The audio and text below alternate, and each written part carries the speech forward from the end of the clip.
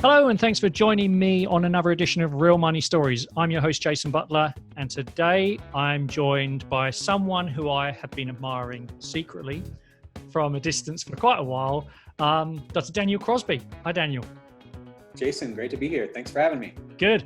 Look, before we get into your backstory and your own money story, Daniel, do you want to just tell everyone, in case they don't know, what you do and who you are? Yeah, so I am the Chief Behavioural Officer at Brinker Capital. If that title's a little confusing or new to you, no surprise there. There's not many of us. There's only about a handful. So really, I'm in charge of helping our clients understand the intersection of mind and markets. So my PhD is in psychology, but I've spent my whole career working in financial services, helping people sort out sort of this messy intersection of our minds and our makeup and how we make investment and personal finance decisions. Yeah. And as you know, this podcast is all about breaking the taboo of talking about money, but also sharing both not just successes of people, but also where they made mistakes or where they went wrong or where there were shortcomings, so that hopefully by sharing that and letting some light into it, we can all realize, hang on, we don't come out of the box wired to be good with money, but we can learn, right? Yeah. Good. Just a couple of shout outs here. Great book here. One of Daniel's books there, The Laws of Wealth, but he's got an even better book, which I can't for the life of me lay on my hands on in my extensive library here, called The Behavioural Investor, which is just as good, even I think slightly better. So, but you've written God knows how many books, and I think every 2 or 3 years you come out with another nugget. So very, very well recommended to get those books. Should be in your library if you're serious about being better with money. So Daniel, take me back to your sort of your childhood when you were growing up. I mean, what were your early sort of experiences of money and what you learnt about money when you were very young? So I was very lucky. I am very lucky. My father is actually a financial advisor. So money was something that we talked about all the time at home. We talked about investing around the dinner table. My father taught me early about the power of compound interest. And sort of one of my formative early childhood memories is my dad. My parents were young when they had me. So my parents were 20 and 23 respectively when I was born. And so when I was young, we were struggling. You know, he got his job as a financial advisor the day I was born, actually. And the first few years of building that practice are tough. But one of the things that he was so passionate about was paying off the house. In our house, debt was a bad word. I mean, my dad people think I'm joking. My dad would not let us say the word debt. You know, he considered it a swear word and sort of this thief of wealth. And so I remember as a child skipping vacations, eating beans and rice for every meal, just so my dad could sort of obsessively, you know, chunk money away at the mortgage. And I'll never forget, he had this poster board up in his sort of walk-in closet, and it was a picture of a house that had been kind of blocked off with a ruler, and each little block was $1,000 that he owed on the house. And so he would sort of tick that box, shade in that box every time he, you know, put another $1,000. So I grew up in a house where money was discussed. Thrift was first and foremost. Getting out of debt was critical, and investing was talked about around the dinner table. So very unusual relative to most households. Yeah. Just before we move on from that, and that is incredible. You know, children, young people learn by example, right? Regardless of what you tell them or what you know. What impact did it have on you of seeing the picture of the house with all the things? Did your dad explain it to you? Did you ask him? Did you realize the significance? Oh yeah. I mean, our paying off of the house, his paying off the house was like another member of the family. I mean, it was an obsession. And he just felt shackled by, you know, even sort of reasonable debt. And so we definitely talked about it. And I mean, it's the reason I ate a lot of canned tuna fish for years as a little kid, and why I won't eat it now. But it was very much front and center in our family. So, okay. And again, not wanting to probe too much, but was your mum a willing participant in this, or did she go along for the ride, or was it her shared dream as well? Or was she not as obsessed with it? Perhaps she was supportive, but not not driven. Yeah, that's well put. I think she was, they were supportive. They did and do have a great relationship, but I mean, they have very sort of different money scripts. My mom, interestingly, my mom grew up in a family with money. My dad grew up in a family without money. And so my mom just sort of came to the conversation with a different set of values, right? I mean, her thing was always kind of wanting the best of everything. My mom, my mom is a real Epicurean. Like she doesn't have a lot, but what she has is excellent. If it's like, if I'm going to bother to bring something into my house, it's going to be the best of the best. And so they came from very different worlds. And I knew that about them and saw them try and navigate that. It was probably their defining disagreement, even though they were plenty civil about it. I mean, that was sort of the defining difference in their character, and definitely saw them trying to work that out as a kid. So your mum was about quality, and she couldn't have quality she'd rather go without. Sure. But still valued nice things, but wasn't perhaps obsessive about money, perhaps because of her script and where she came from. Right. There was probably always your dad, whatever the background he came from, probably a bit more modest by the sounds of it, but he saw debt as a threat to his freedom and probably part of his identity, like almost like slave to I don't know if he was religious, but a lot of religious people do feel that the borrower is a slave to the lender, and that's a very strong, and it's in the Bible, isn't it? It's a very strong biblical term. Sure. Yeah. I mean, a lot of religions, prohibit usury, and Islam and others are very, very Yes. vocal about usurious debt and the shackles of debt. I did grow up in a religious household. I think that was part of it, but I think part of it was just growing up so poor. I mean, my dad understood. He's a very mathematically savvy guy. He understood the power of compounding and understood how debt is sort of compounding in reverse. And he wanted to get out of that as quickly as he could. For him, my dad is a funny guy. You kind of can't tell him anything. He's very independent.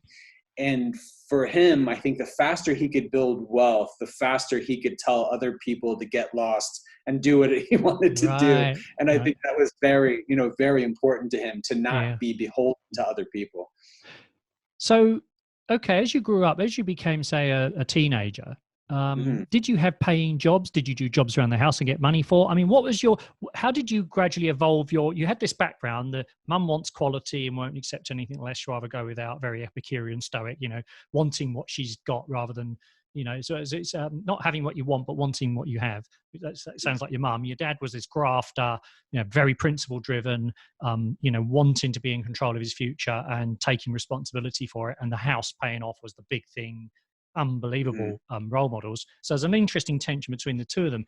How did that influence you in your teenage years? As I say, so did you do paid work? Did you do, what was your own agency around money then? So it's interesting. My parents, so the rule in my home was you worked in the summers, like your education was very highly emphasized, as evidenced by me going to lots of college. But education was sort of the first priority. So during the school year, we were not to have a job. But during the summer, we were definitely to have a job. And the rule was for my parents, you get a job, you do the best you can in the summer, you work full time, you get a job, you give us half of that money. We're going to take half off the top. And if you do, and we're going to set that into a college fund. And if you give us that half, no matter how short you are, we will pay for all the college you want to go to. So my parents paid for my bachelor's degree, my PhD, they paid for, 8 years of college based on my scooping ice cream in the summers. So, I mean, it was a good trade-off, but the idea was this: you're going to work, you're going to sacrifice. And if you do those things, more will come to you than you set aside. I mean, it's kind of an early lesson in the power of compounding and investing. You invest this labor, you invest this sacrifice now. And if you do that, in return, we will see you through whatever college you want to go to. That's an amazing, and I mean, really wonderful example. And thanks for sharing it. But did you drink the Kool-Aid quickly on that? Did you really, because let's face it, when you're young and you can see lots of temptations and friends, no matter what's going on at home, did you really willingly embrace that and it become part of who you were? Or did you just accept that's the way it is? Or did you feel some resentment? I mean, did you push back against it as teenagers do? Yeah, no, I was a horrible teenager. I mean, I was a real pain in the butt as a teenager. So I definitely, definitely pushed back against it. And I mean, the jobs I was doing were miserable. I mean, I worked when I was 15. I got special in the US, you're not supposed to work until you're 16. I got special permission to get a job when I was 15, just doing like heavy manual labor in a warehouse. The next youngest person was 23. I learned a lot about life that summer. I learned some things I probably shouldn't have that summer. Working with a bunch of guys, Yeah, you grow up quick, right? Yeah. Yeah, I grew up quick that summer. So no, I hated it. A couple of the years after that, I worked at an ice cream shop in my hometown, which was, miserable. It was not fun. It's not fun work. So I definitely pushed back. But, later was, of course, very grateful for it. And it was an incredible bargain. But you're an idiot when you're 15. You don't have any of that perspective. So I definitely pushed back. Yeah. So, okay. So you were perhaps at the time a more belligerent participant when it came to the whole learning of this stuff, but you eventually saw it for what it was, like we all do with parents and things they're doing in our best interest. So what was and you were doing unglamorous jobs and understanding time, money and stuff. So was the desire to invest in yourself, your human capital? Because, a lot of young people often think, oh, well, I'm in debt or I've got no debt, but they've got an enormous amount of human capital. Was that something your parents pushed or suggested or promoted or encouraged, or was that something you had within you, or was it a bit of both? So I had a bit of an interesting story. So as a young child, I was an exceptional student. I was very diligent to the point of excess. I would get migraine headaches and things. I was so worried about, my performance on my tests. And then at some point, something snapped. And about the time I was probably 13 or 14, I just stopped caring. I mean, at least to outward appearances, I stopped caring. I just stopped trying. I think I sort of burnt out at an early age. And so all through high school, I was a horrible student. I got terrible grades. I had to go to a junior college my first year of I got provisional acceptance to a junior college my freshman year, my first year of college, because my grades were horrible. And it was really when I turned 18 and I didn't get into the colleges that I had always wanted to go to, because my test scores were incredible, right? My test scores were great. My grades were terrible. I had done no extracurriculars. I mean, I was sort of nothing to look at from a resume standpoint. And it really took me going to college, not getting into the colleges I thought I could, slip into based on my test scores. It really took that to say, oh my God, like if I don't get it together, I'm gonna be sleeping under a bridge or something like that. This is not gonna work out for me. So it took years of sort of ignoring my human capital before I re-engaged. And then when I did, I loved learning. I was an exception, I was a great student. I loved it. I wish I could go to school all the time now. But yeah, I had about a 4 or 5 year period of just wilderness there where I did not put forth my best effort. But there's an interesting couple of points that's worth bringing out for any listeners who aren't aware of it. Is the concept of the fixed mindset versus growth mindset. So Dr. Carol Dweck, who's one of the world's leader in this, she wrote the book called Mindset. It often happens from people who are very, very bright, who are gifted, who have got an amazing ability, who haven't had to put so much effort in, certainly early on. And what happens is the first sign of a setback, even if it's hormonal or whatever, and they just crumple. Whereas people who've had to sort of have a growth mindset and just sort of think, okay, well, they learn to embrace failure, even if they're not gifted, and often they have to work hard because they're not, they actually end up often getting more results. So if you can be gifted and get the growth mindset, then you can take over the world, which I think you did behavioral wise, didn't you, science? So there's a light in the end of the tunnel for people. Okay, so you got you pulled yourself around, and you eventually then got into, what, did you redo your grades and get into the college that you wanted to go to, or what? I did 1 year at junior college and then got where I wanted to go. So pulled my grades around, and then there was smooth sailing from there on out. And what did you do your undergrad in? What was that? What qualification? Oh, right. Psychology. So you were drawn to psychology then? Yeah, I was drawn to psychology. I took a psychology course. I went into college thinking I would do what my dad did, right? I thought I'll be an investment manager, I'll be a financial advisor. And then I took general education Psych 100 courses in my freshman year and just absolutely fell in love with it. So I got through college quickly. I started my PhD program 3 days after I finished my bachelor's degree. So, straight on to grad school. And about 2 or 3 years into my PhD program, which is, a 4-year degree and a 1-year residency. So about halfway through my PhD program, I just completely burned out on doing clinical work. I was training to be a therapist, right? I was training to be a psychotherapist, and I just couldn't do it anymore.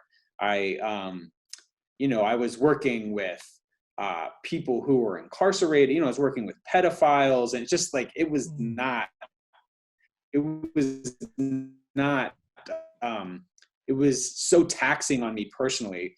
I said, I want to think deeply about why people do the things that they do, but I don't want to do it in this context. And so that, long story short, is where I rediscovered behavioral economics, behavioral finance. My dad effectively said, look, there's a lot of psychology in markets, which when I first heard it was, dumbfounding to me. I said, what do you mean there's psychology in markets?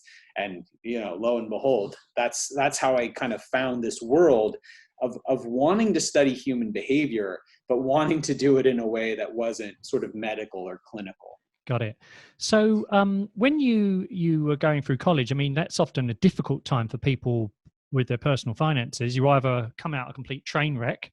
Some of my daughter's just graduated as a classic student, and she said many of her friends have just got no idea even how much their overdraft is, let alone whether they should have one or get rid of it. And then now, where she came out, obviously you'd expect with no overdraft, no debt, very, very strict on what you'd expect, But I'm just interested, is how did you navigate the, sort of dealing with finances at school? Did your mum and dad just write all the checks and you didn't have to worry? There were no constraints? Yeah, my mom and dad supported me all through college. So in that respect, I was incredibly fortunate, and that's no, that's no skill of my own. That was just good fortune. But, what I will say is that I was thrifty and sensible with money. I mean, it's not like they were sending me a lot. Like they were sending me enough for noodles and pizza on the weekend or whatever. Yeah, not bottles of Bollinger and caviar and all that. Yeah. Right. I mean, I had enough ramen, right? I had enough instant ramen. So, but I was sensible, right? I mean, I was never prone to extravagant spending. I lived like a poor college student. But I mean, I lived like a poor college student who was backed by his, now successful parents. So it was not as hard for me as some, but I was thrifty sort of within the bounds of the money I was given.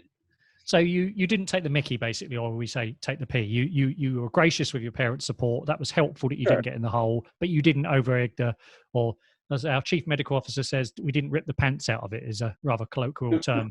You didn't take the mickey. So when you left, when you graduated, you then did a PhD, did you? Did you work when you were doing the PhD? So the way that PhD programs work in America is that, or at least in psychology, the classes are enormously small, right? They're very small, usually 3 to 5. Enormously small. Enormously small. Jumbo shrimp, right? No, so okay. They're very small, right? There's 3 to 5 people typically in your class. And the reason that they keep the classes so small is in part so that everyone in the class can have a research job that is sufficient to meet their financial needs. So yes, I worked as a researcher all through my PhD, you know, basically as part and parcel of the program, and you get paid whatever, 15 or 20 bucks an hour, which seemed like an enormous sum of money at the time. So. So you came out of your, when you qualified with your PhD, you came out in reasonable shape financially. You weren't in a big black hole, as it were. Yeah, I had no money, but I had no debt. So well, that's okay. That's good. So okay, you didn't have any money, but you didn't have any debt. So did you go straight into the workplace, or did you have a job lined up, or did you go traveling, or what? No, I went straight into the workplace. So I was married by that point. I was newly married, and so I went straight into the workplace. My wife, you know, I'm what at this time 27, I guess at this time, newly married. My wife's working, and I'm working. My first job was at a consulting firm here in Atlanta that actually did pre-employment vetting of bankers. So before this bank would hire, you know, an executive, they would bring me in to do IQ tests, personality tests, like, you know, talk to them for 4 hours and see if they were going to be a good fit. But that was fun. But that was fun, wasn't it? Well, being a 27-year-old punk kid and like talking to some zillionaire banker and being the thing that stands between them and a job. Yeah, it's, you know, it's a position of power. And I mean, I didn't abuse that or anything, but yeah, it's a great first job to have. And what did you learn about the role of money in people's lives? Because you're actually vetting people who are very, very inextricably linked with money. Money's their identity. They're measuring the score. What did you learn about people and money and behavior from those early interviews you were doing?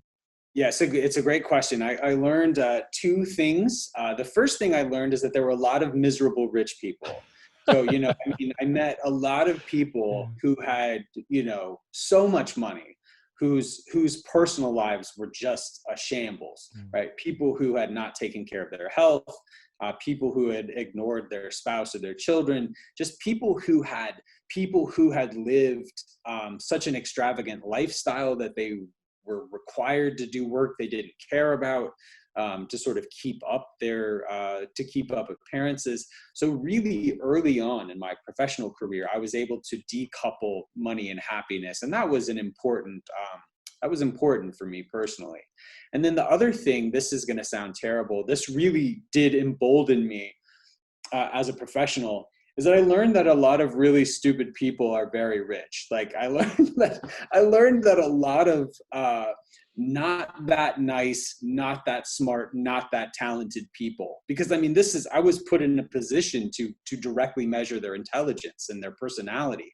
And I met some pretty rotten people and some pretty stupid people who had been quite successful. And so I entered with like great awe. You know, I was young, I was new to the business world, and I would meet these people who had sort of risen to such heights professionally. And I was like, wow, they must be brilliant. They must be so good with people. Not often the case, definitely not always the case. But it kind of emboldened me to say, look, if this person can do it, then I can do it. So great. There's two big takeaways there. You're learning there. One is that more money doesn't necessarily mean more happiness, although we'll come back to that.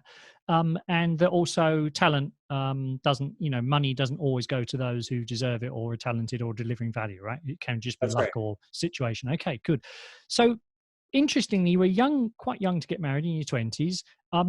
How did you and your wife in those early married years, kind of approach your finances? Because there's always someone who's a bit more interested or got a bit more capability, and we settle into roles, don't we? Not without having a big interview about it, but we sort of. How did you divvy up the jobs and the decision making? How did that just evolve, or was there a big sort of sitting down and a big board meeting about it? No, I think it kind of evolved. So I got lucky. I mean, I'm lucky in many respects with who I married, but my wife's dad is an accountant. And so she grew up in a household very similar to mine, a household that valued thrift, a household where, you know, she entered the relationship with no debt. So we were poor, but we weren't in the hole, and we were really very much on the same page early on. So our biggest, I think, win early on is that we decided we would live on one income. You know, so both of us were working, but we wanted to set a precedent of saving, you know, a large percentage of our money. We wanted to buy a house. We wanted to, you know, have a family eventually. And so from a very, you know, from those first days, we always saved, you know, one of our incomes. Now, it wasn't a huge income, but we got in the habit, even in those early days, of living off one salary, and it's served us well for the rest of our marriage. Now, that's a fantastic tip, which I've not heard on. I've done 50, 60, 65 episodes of this show, and I've interviewed well over 1,300 people in my career. I've never heard anyone mention that when you come together as a couple, just live on the salary of one. It's so simple. It's such a simple idea, but it's obvious, isn't it? So did you find it constraining? Were there any tension points sometimes when you had to go without to enable that to happen? Because lifestyle creep is this ability to spend everything that's coming in, right? Yeah. So one of the reasons we did this, candidly, is because we're such bad budgeters. Like we've tried a couple of times to just like, okay, let's set a budget, let's do this. And neither one of us are very detail oriented. Neither one of us like the constraints. Neither one of us likes to think about it. So it's like, if we just knew that one income was going directly to the investment account, you know, from day one, it's just like spend the rest. And so for us, that was easier. Now, I think the early tension was when we didn't share values. Like I love going to the movies, or at least before Corona, right? Yeah. So I love going to the movies, and it's expensive. Like, I mean, if you get a Coke and a popcorn and go watch a movie, it's $25 or $30. And that was a lot of money to us, you know, in those early days. And so, you know, having to say, you know, like, why did you go to a movie? Because that's not important to me. You know, why did you go see a movie? I don't value that. Or why did you buy these shoes? I don't value that. And so, you know, learning to give each other the benefit of the doubt, learning to just, I don't know that we ever had a big sit down about it, but I think we just got more comfortable with it over time. But that living on one salary and living on the smaller salary was what we chose to do from the outset. And it served us really well. Well, what you've done there, as you well know, is mental accounting. You've siloed your money. You've made it actually easy for you to do the right thing rather than have to think about it, because you're spending down to zero the money that you are allowed to have, and you're forgetting what you haven't had, you don't miss. So fantastic. Some of the simplest ideas are the best, right? We don't have to have a PhD to know that, but as you say, you'd work that out. Okay, so just sort of take us through sort of a brief canter through kind of some highs and lows. So what do you think one of your better financial decisions were, and what do you think was one of your, in hindsight, not so good financial decisions? Yeah, so we've always been really aggressive savers. I mean, we to this day, we save at least 50% of my salary. And again, I mean, we're lucky to be able to do that. I've been lucky with work, but we've always been big savers. We've always just dollar cost averaged. We've diversified. We haven't overthought it. We've spread the money around. We've contributed every month. We've saved aggressively, and we've just let it ride. I mean, it's simple as can be, but it works. The worst decision. It's funny. The worst decision we've made, I would have said early on, you know, we moved into this house 5 years ago, and I would have said that buying a big house was the worst financial decision I made at the time. And there were a couple of years where it was stressful. We had 2 houses. We were having trouble selling the other one. And it was just more house than we needed. But it's funny now, in the time of COVID, having a big house has been an absolute gift, you know, and now the house is paid off. Like, you know, now it's that the house is paid off. It's got lots of room. We're homeschooling our 3 kids now because the schools are shut down, and we use every inch of a big house. So there was a time though, we let lifestyle creep into the conversation that when we bought the house, we shouldn't have bought the house. We bought it too early. And the research shows that a house doesn't really give you happiness, because the first time that I saw my house, I was blown away by it. I loved the neighborhood. I loved the view. I loved everything about it. Now my house is just where I throw my dirty socks, right? Like very quickly, your house becomes, no matter how nice it is, Your house just becomes the backdrop against which you live your life. And so I think that's probably been our biggest mistake, even though in the age of COVID, it's less of a mistake than it was previously, perhaps. It's come good. Yeah. So when you think about all the work that you've done and your own experiences in life, you've been an aggressive saver, you've been quite frugal, you've kept your lifestyle costs under control. How have you negotiated I don't know how old your children are, but how are you negotiating trying to teach them both values, how to prioritize, and the value of money? How are you, are you thinking it through carefully, because they're growing up in a different age than you did? There's a lot more temptation. How do you approach that, or how are you intending to? So I think there's things that we've done well and things that we've done poorly with our kids. And some of this is kind of a work in progress. So I have 3 kids. My youngest is 4, my oldest is 11. And so one of the things that we've done well is we've just been very candid with them about money. Like, money is an open topic. We discuss it with them. We discuss which jobs, different careers they would like to have, how those would set them up or not set them up financially. Also understanding that that's not the most important thing. Like, I want to help them understand that too. Like, I hope with all my heart that at least a couple of my kids do something deeply meaningful for the world that's not especially remunerative, but just helping them understand, like, what are the trade-offs there? I've taught my kids a lot about investing. All of my kids have investment accounts. They're active participants in the decisions they make there. Well, even the 4-year-old? So yeah. I mean, really? To the extent, right? To the extent, like, but she knows she owns part of Disney, right? She knows that.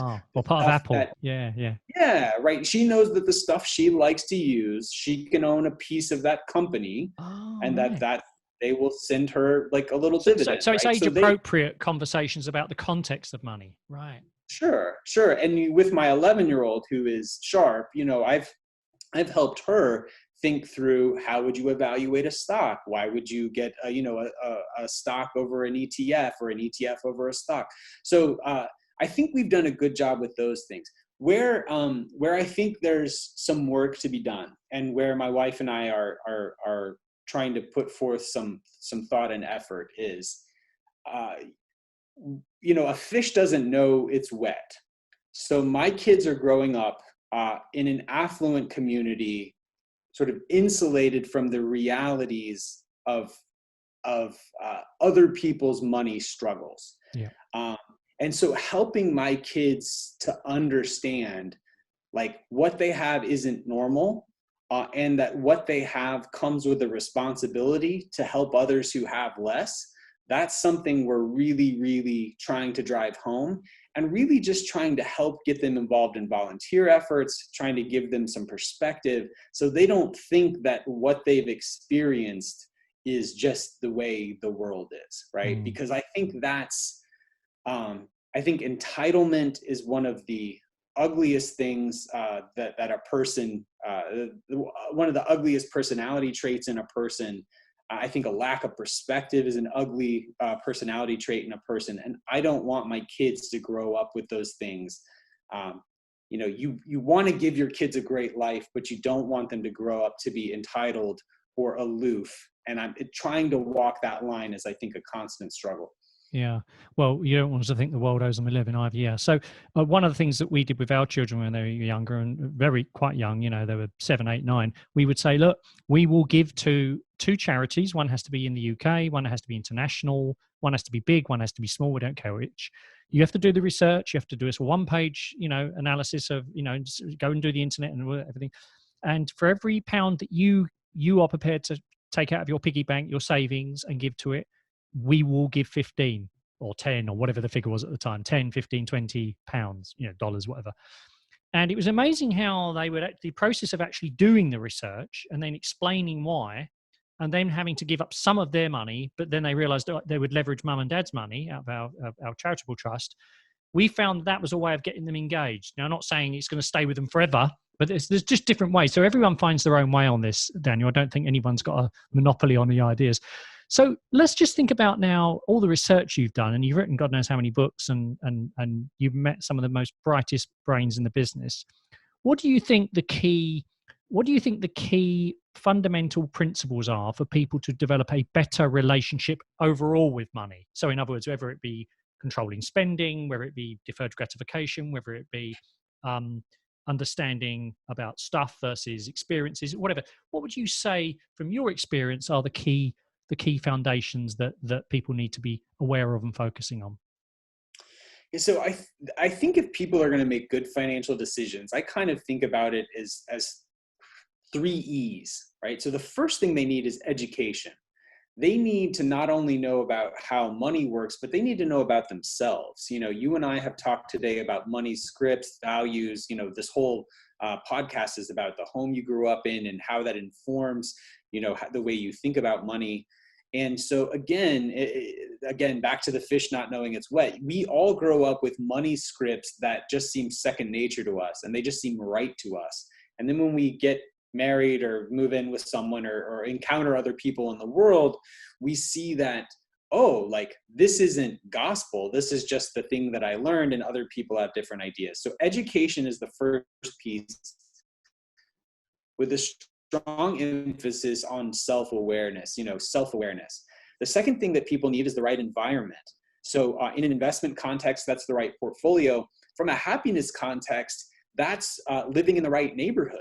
We know that people who live in the smallest house on the block, tend to be less satisfied than people who live in the biggest house on the block. So the thing to do is to get a nice house in a not so nice neighborhood, right? Instead of getting the smallest house among a bunch of mansions. So just, the people you surround yourself with matters. The way that you invest your money matters. I think for me, working in finance is a little disorienting, because I know that I know that I've been financially successful, but when some of the people you work with have hundreds and hundreds of millions or billions of dollars, it becomes disorienting. So, surrounding yourself with a right reference group, I think, is an important way to be happy. And then the last E is you need encouragement. This is like, you need someone to keep you on the path when you feel like leaving the path, right? So this could be a financial advisor. This could be a podcast. This could be a coach. This could be a friend or a spouse. But you need the education, you need the environment, and you need the encouragement. And if you got those 3 things, I think you can be happy and make good decisions with your money. Great stuff. Daniel, I could talk to you all day. You're a busy man, I know. We've been very privileged to have you on the show. I really appreciate your insights. If people want to hear and read a bit more about you, obviously they can check out your books on Amazon. So The Behavioural Investor is the latest one, isn't it? Really, really worth reading. But you've written several. All of them are great. Where can they, is there a website they can look at? What's the name of your... Yeah, so the best place to find my writing is to go to Twitter, at Daniel Crosby on Twitter, or Daniel Crosby PhD on LinkedIn. I share all my writing and stuff. I write for a number of news outlets and for, of course, my company. So that's the best place to sort of follow what I'm up to. Great stuff. All right, Daniel Crosby, superstar, behavioral finance expert. It's been a lovely privilege to have you on the show. Thanks for your time. My pleasure. Thank you. Thanks for listening. If you want more money insights, do visit my website at jason-butler.com or connect with me on Twitter or Instagram at JB the Wealthman. See you next time.